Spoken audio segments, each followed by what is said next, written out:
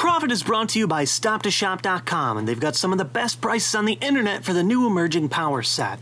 Now's the perfect time to stock up on playable cards like Gothitelle, Pokemon Catcher, Tornadus, or even the new Pokemon Trading Card Game Online code cards. Click on the link in the description to check out the set. When you do, you'll get a 10% discount on your full order at checkout. When you're looking for cards, make the stop. It's Stop to Shop. Hey everybody, it's JWittz here with the very, very long-awaited second segment of Ask J-Wittz. I know it's been a long time, and considering these are unedited videos with me just answering some questions, it does seem strange that it's taken me so long to do them, and to that I apologize. I've been busy as usual. I like to keep you guys updated from time to time, but when things are hard from school, it's kind of weird if I just keep complaining about school. But just trust me, if things are taking a little bit longer, it's definitely an important reason. I'm not just putting this off because I love making videos, love making content, blah blah blah. You guys don't really want to hear it, you just want me to get to the answer, so I'm going to try and do that as quickly as possible. One big change right now is I'm actually changing my majors from advertising to media and cinema studies. It's something that suits me a lot better. Should have me enjoying my classes a little bit more. It should let me actually apply the stuff that I'm doing with profit and other kinds of media, and it's actually beneficial to a future career. So it should be interesting. I should be a little bit less grumpy from time to time, so we'll see how it goes. Anyways, with these questions, I get a lot of different kinds of varieties of questions, and don't feel bad if your question's not picked. One type of question that a lot of people keep asking are just like very deck-specific questions, or just very, very pinpointed questions about something that is about a small aspect of a deck. And while I do want to help all you guys, very specific questions are hard for me to do in unedited videos. I can't show the cards, I can't really spell out the explanations too well, so I'm trying to just do the most general information that I can, stuff about specific strategy, in-game thought, stuff like that. But in the future, if I ever do change the format to Ask J-Wittz to accompany for those kinds of questions, I'll let you know. In the meantime, don't feel bad if your question's not picked. I'm just trying to find the stuff that'll help everybody out the most. So without further ado, let's get to some questions, and maybe not take half an hour this time. This question comes from Brass Rain Osu. What do you think about Cobalion from Red Collection? Now, normally I don't talk about cards in the future that often, but Red Collection is worth talking about. The entire Red Collection is likely going to be featured in our Noble Victory set that we're going to get in November, and Cobalion's interesting. It's a basic Pokemon for 3 energy. It has an attack that does, I think, 70 damage, and it has the Bear Tick effect, where if you're hit by this attack, you can't attack. Now, the problem is Beartic isn't really an all-star in our format right now, and so because it's almost as slow or equally slow to Beartic, I don't really see it making that big of a difference. Now, it's a basic instead of a stage 1, which is a plus, but the attack is 3 energy instead of the possible 2 energy with Beartic's double colorless attack. So altogether, I don't really see it being that good. I see it being interesting. It's cool to lock people out with Vileplume and an attacker that forces you to not attack, but this format has too many things that either have free retreat, can evolve, or just have ways of dealing with that scenario. So that's my opinion. What do you think of the Mewgar deck for next season? This is from Simpson084, and, Simon's Son 084. Mewgar is interesting. It's definitely a decent deck, but it has a lot of problems in the format that just stop it from being all too competitive. The first problem is always going to be time. You automatically lose any game that goes to time that you don't finish in time. Sometimes you're going to play a slower deck, you're not going to be able to do it, and you're going to lose a game no matter how close you were to getting 6 Pokemon into the Lost Zone, and then waiting another turn to declare it. That's going to be a huge problem, and it hurts the deck a lot, especially in best 2 out of 3 for Top Cut, where you usually don't finish all 3 of your games anyways. Another big problem is that one of the most popular decks in our format right now, Zekrom, has not very many Pokemon in it. It only runs between 12 and 14. Really low. They're already going to bench about 6 of those, leaving basically the rest of their deck for you to have to throw into the Lost Zone, otherwise you lose. They can discard their own Pokemon with Junk Arm, put them back in with Communication, discard them with Juniper. There's all kinds of ways for you to get rid of the Pokemon and kind of shut the deck out completely from winning. Because Zekrom is basically the #1 deck right now to beat, that makes Mewgar not a very good play. Hey JWittz, just wondering why you don't like Thundurus. I find the card very useful and want to get your opinion on it. This is from Bright Reduck, and this question's interesting. I've seen people play Tornadus. It definitely has its uses, but here's what I don't like about it. Tornadus is, in my opinion, just inferior to both, or Thundurus, sorry. Thundurus is inferior to both Tornadus and Zekrom, and once you already have 8 main attackers in your deck, I really don't see a justification for running any more. Now, it does have the possibility, I know it's attack for 1 energy, lets you search your deck for lightning and attach another, but ideally you're going to be wanting to attack on turn 1 as quickly as possible, and having an attack that forces you to wait an extra turn to get set up isn't really that great. Yeah, Thundurus does 80 damage for his attack. Discarding an energy isn't great, but when you pair that against the other 80 damage genie, Tornadus, it's a lot worse. Tornadus works on double colorless energy, which is awesome. It has the fighting resistance, which is also awesome.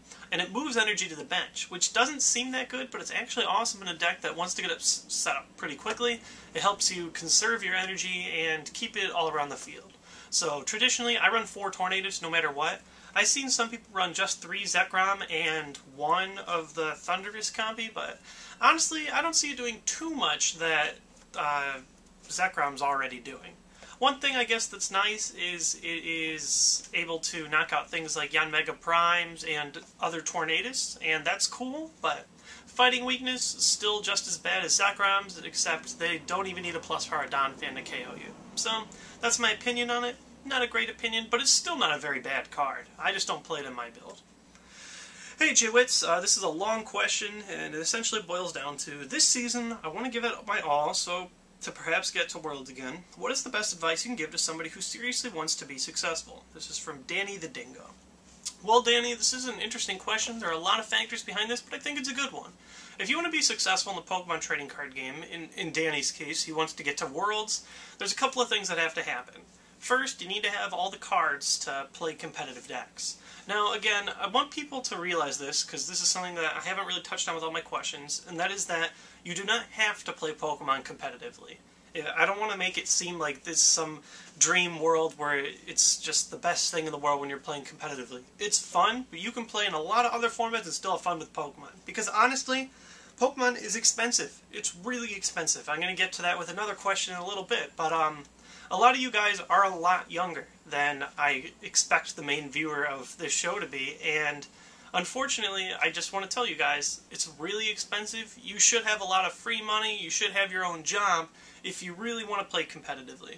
Now, some kids are lucky. They have, rich or very giving parents, their only children, stuff like that. Those are factors that you can't control. It's very understandable to be jealous. I was always jealous of kids that got more stuff than me, but at that age, there's not much you can do.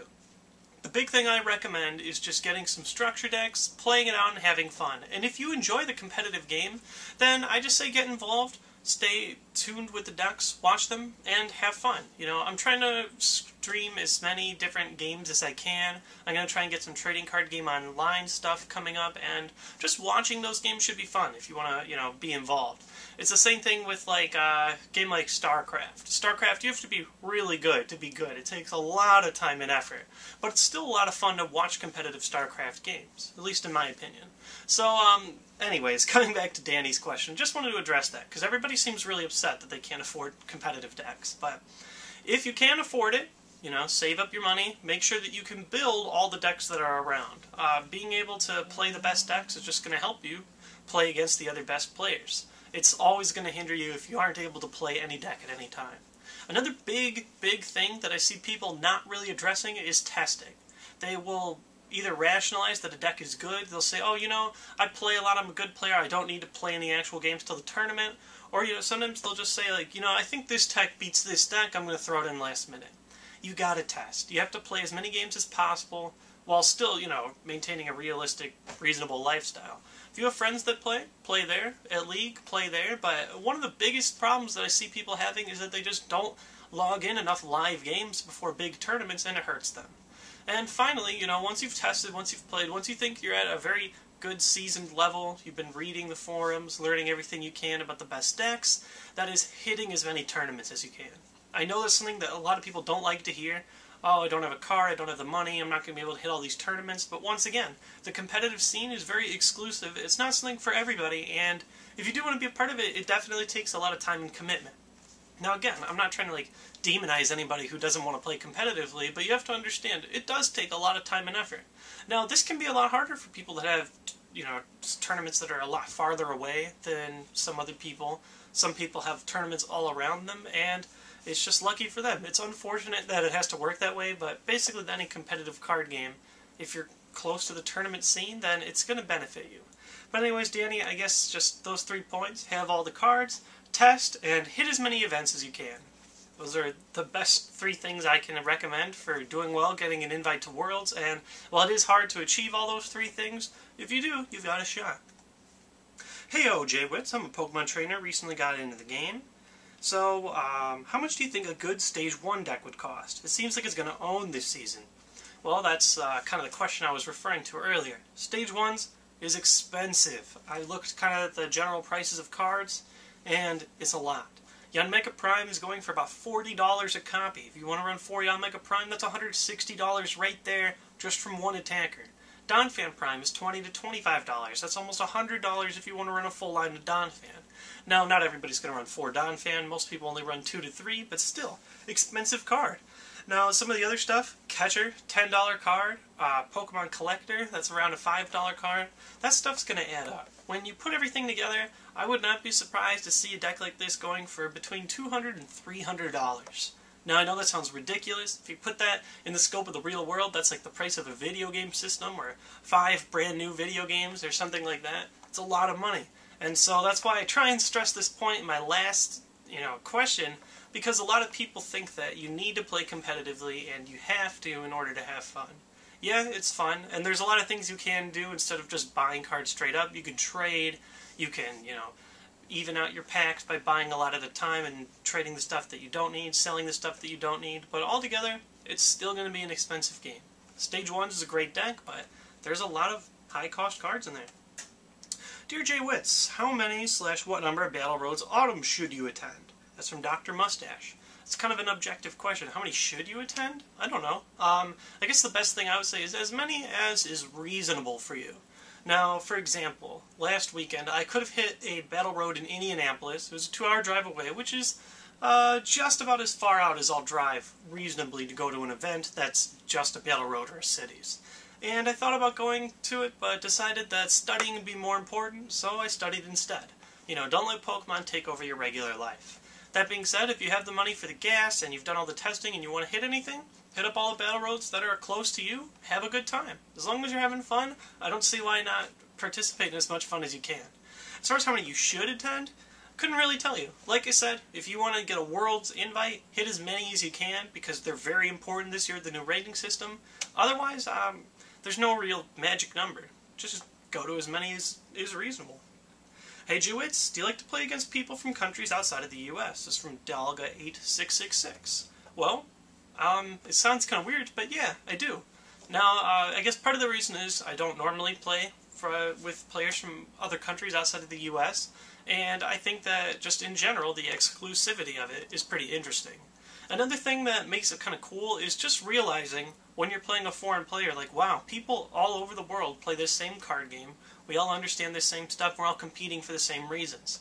Now, going to Worlds, just for that, was probably the most rewarding experience for me.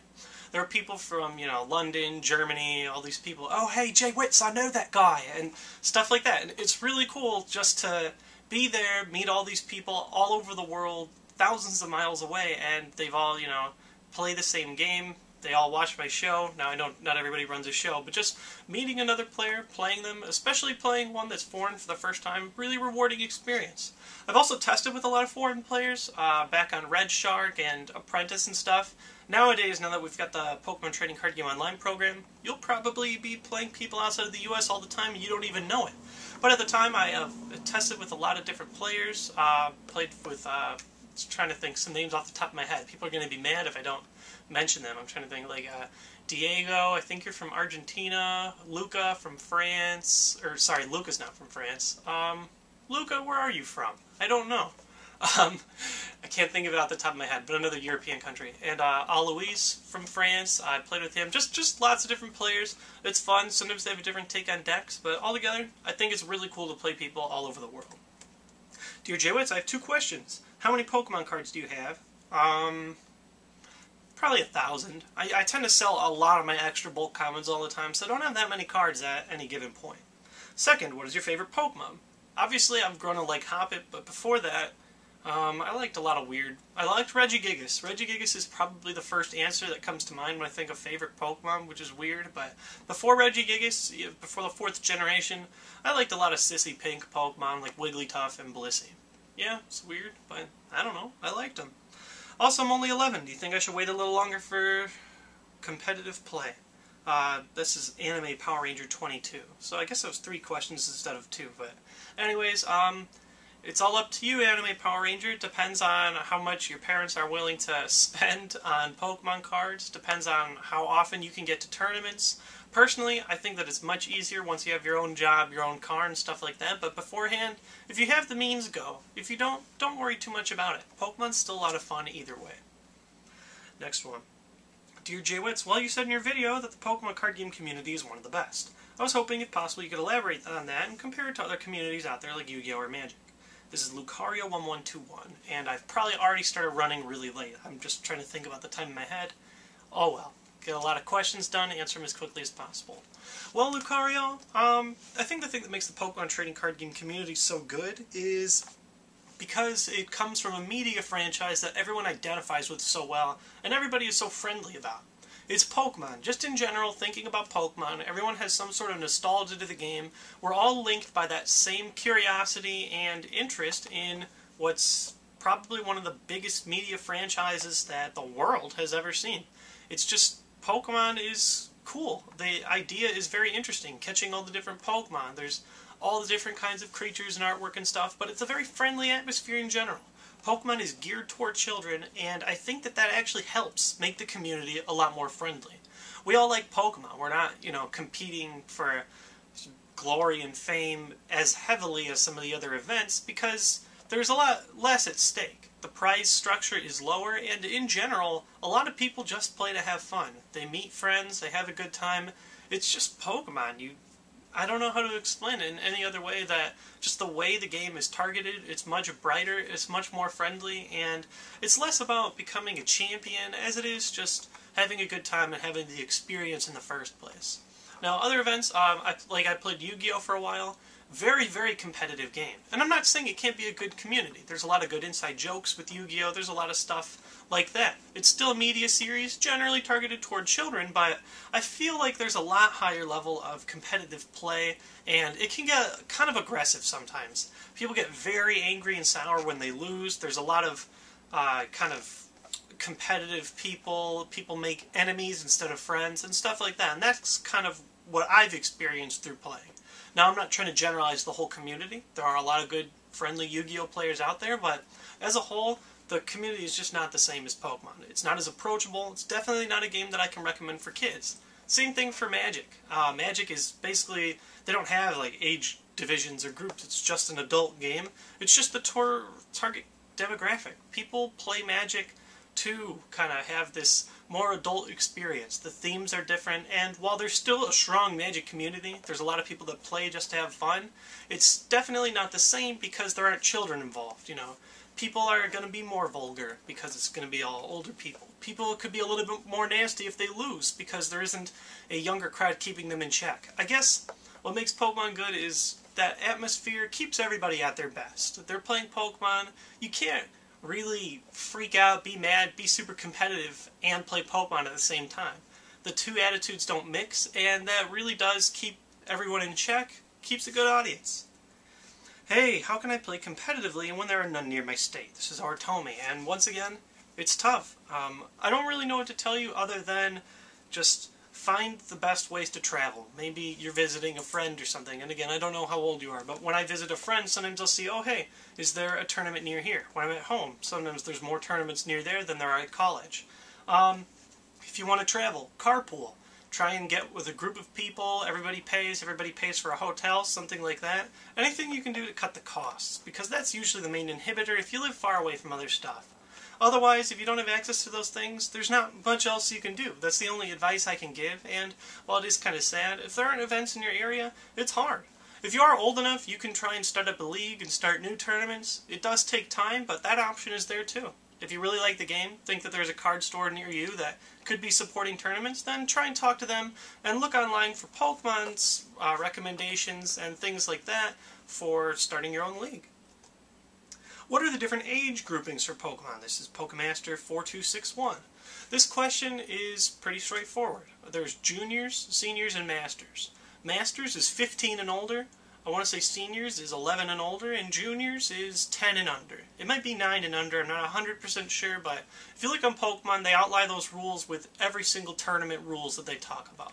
But in general, those are the age groups, and they're pretty consistent gaps in skill. So, if you're younger, you'll be paired with other younger players and play at their level. If you're older than 15, then the sky's the limit. You can be playing people as old as 56. Yes, there is a Pokemon player that's 56, that I know. Hey JWittz, I've been watching the show for quite some time and have to say your vids are amazing. My question is, what's the best way to go about making rogues? I love rogues, I love being strange, therefore I have a pretty crappy tournament record. What would you do if you wanted to make a rogue? Dane, this is Luigi's best buddy. It's a hard question because if you look at my tournament history, I don't really play rogue that often. I played Sableye when it was fairly new, but I had a lot of help from the people that actually made the deck, and so it wasn't really a unique play. I don't really play that many strange things because it's very, very hard to make a rogue. In this format specifically, we're playing with only like 6-7 sets. That's not enough to make something that's an unexpected play that can still beat all the expected decks. Now, are there ways around it? Sure. Ross Cawthon played his deck and it's become an archetype. It was very unexpected when it was played at Worlds and it benefited him a lot because of it. Now, unfortunately, I don't really know what to tell you to make a rogue because I don't usually play it. All I know is that you need to have a consistent deck that can pair well against all the top decks around. You need something that can handle things doing 70 damage on turn 2 or 120 damage on turn 1 with Zekrom. You need to look at the different types and make sure that your decks don't fall to common weaknesses like lightning or fighting. Stuff like that. That's basic advice that I can give, but being a non-rogue builder, it's hard to give advice on how to build one. What cards would you what cards would you say are closest to being broken in the current format? This is Incognito Lens. This is a good question. Broken is very hard to identify. It can stand for a lot of different kinds of things, but the way I see broken is a way where it makes the game inaccessible in different ways where it should normally be. Cards that are cheap or too good to be true. Now, it's kind of hard to define all this, but there are a couple that come to mind. First is Pokemon Catcher. I think that, like, Pokemon Catcher doesn't just automatically win you the game for playing it, but it is such a strong card that has never been seen in its level of power for so many years that it really, really wins you games that you could never win before, and it shuts out decks pretty early, pretty much as soon as turn 2 or 3. If you have a fast deck, shut down another deck by knocking out their basics and stuff, you've probably already lost. You're too far behind in the prize trade and you can't catch up. Catcher in combination with the already very good, but not broken, Junk Arm just makes it an extremely broken card. I think the other main broken thing so far in this format is the ability to do damage on turn 1. I know it's a weird gripe, but it's getting out of hand. Zekrom deals 120 damage on turn 1, more and more consistently. Tornadus, even more consistently than him because he can use double colorless, deals 80 damage on turn 1. Now, one thing that I always wanted us to get away from when we cut out the Majestic Dawn through black and white format with black and white rules was being able to do an insane amount of damage on turn 1. Now, yeah, you can get 2 basics in play, but any deck can start with 1 basic Pokemon. There's no counter for that. There's no way to stop it because if you go first, you just can't do anything. You can't play any trainers. You can't get set up. So things that can deal damage on turn 1, altogether, like Tyrogue, even though Tyrogue can't get that many knockouts anymore, still presents the possibility. Things like Pachirisu could do 50 on turn 1, Tornadus for 80, and Zekrom for 120. All these things kind of make the game worse because they can shut you out of a game without even getting to play it. Now, I don't know if it's so much that the cards are broken, that the format is broken, and that you can do all these things on turn 1. That's another story, though. Thanks for the question, though. I've been wanting to get into competitive play for some time now. I know people of all ages play, but one is an age that people tend to stop playing. This is Nintendo Review Gamer. People tend to stop playing when they are interrupted by something more important in life or they lose interest. Most of the time it's that first one because most people that play don't really lose interest. It's a fun game, and if you can keep up with the cards, get someone to loan you a deck or so, I've seen people who have been playing since the game has been released and have not stopped. There are very consistently good players, and most of the best players right now are around 25 years old, so that's pretty old, and they're still playing because they're still having a lot of fun. Personally, I'm almost 21. I've been playing since I was a kid, and while I did stop to play Yu-Gi-Oh! Up until I was about 16, 17, I've been playing from 17 until now, and I guess I plan on keep playing. I guess people don't really tend to stop playing unless it is something important. Maybe they've opened a store, maybe they have started with a real career, maybe they have a kid that they need to take care of. It's usually those really important things to get people to stop playing, but as long as you can access the cards and you're still enjoying, people will always keep coming back, even if it's just one tournament here or there. Next question is, I'm an adult, 21, and want to build a deck to play at League. Should I be concerned if not too many older people are playing in my area? I feel shy as it is. Feeling out of place makes me feel even more uncomfortable. This is Pearl C, and I totally identify with you. Now, when I first started playing, getting back into League, I was almost 18. I get to my League, and it is pretty much 95% little kids. Now, it was very uncomfortable at first, especially when they were beating me, but that being aside, it's just weird when you feel out of place at League. You want to be involved in the game, but no one else around you is your age. Lucky for me, there was 1 or 2 people my age, 2 at the time and 1 a little bit younger, but they're all competitive players. I just tried to play with them and socialize with only them so that I could be kind of part of that clique. That was Brandon, Carl, and Adam, and they were all very helpful for me, and I had a good time with them. Eventually they told me about another league where more older people play, and I ended up going over there and having a better time. What I would do is go to League once, scope it out, see how it is. If it's full of all little kids, then yeah, maybe look for some other leagues. Try and look for a player that's about as old as you and ask him why he's there. Ask him if he knows anything about other leagues around. But I totally know how you feel because the first league that I went to was just full of little kids. Now, little kids do help. They tend to trade very well, and I'm not telling you to scam kids, but they might have a lot of cards that other competitive players don't normally have because they're saving them for decks or have already traded their own copies away. That being said, there's always a lot of leagues around an area, usually where I come from, and what I've heard from other people, so if one doesn't work for you, there's usually at least a second one to try out. I'd recommend doing that, and worst case scenario, just try and go to a low-level tournament, see the community around there, and ask where they play. Maybe it's not even a league. Maybe they just get together. Maybe they go to the same school as you. There's a whole lot of reasons that people play Pokemon, not always just leagues. Hope I help. Oh, that's actually the last question. So, totally burned out. There was so many questions. I hope I helped you guys. I'm definitely sure that I ran long again, but I'll be trying just to narrow questions down to the best stuff that helps you guys the most, and I hope that these videos are helpful for you. They're actually really easy for me to make. I plan on making more. I might possibly make them live to make the experience a little bit different, but we'll see. Between then and now, post a comment in the comment section below if it hasn't been addressed already in this video or the last video, and I might answer it in my next segment of Ask J-Wittz. Till then, good luck at Battle Roads this weekend, and have a nice day. Peace.